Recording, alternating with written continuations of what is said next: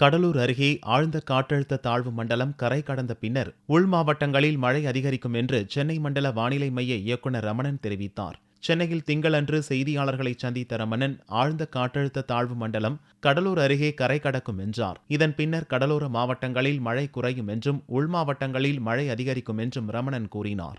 நேற்று தென்மேற்கு வங்கக்கடல் பகுதியில் நிலை கொண்டிருந்த அந்த தாழ்வு மண்டலமானது வலுப்பெற்று ஒரு ஆழ்ந்த காற்றழுத்த தாழ்வு மண்டலமாக மாறியுள்ளது. இந்த ஆழ்ந்த காற்றழுத்த தாழ்வு மண்டலமானது இன்று காலை 8 மணி அளவிலே புதுச்சேரிக்கு கிழக்கு தென்கிழே 60 கிலோமீட்டர் தொலைவில் நிலை கொண்டிருந்தது.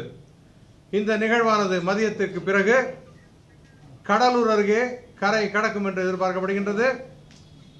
இந்த நிகழ்வின் காரணமாக கடலோர பகுதிகளிலே காற்றின் வேகம் மணிக்கு 55 முதல் 65 கிலோமீட்டர் இருக்கக்கூடும், 75 கிலோமீட்டர் வரை செல்லக்கூடும். இது கரை கடந்த பின்பு உள் மாவட்டத்திற்கு பயணிக்கும் பொழுது உள் மாவட்டங்களில் மழையின் அளவு அதிகரிக்கும்.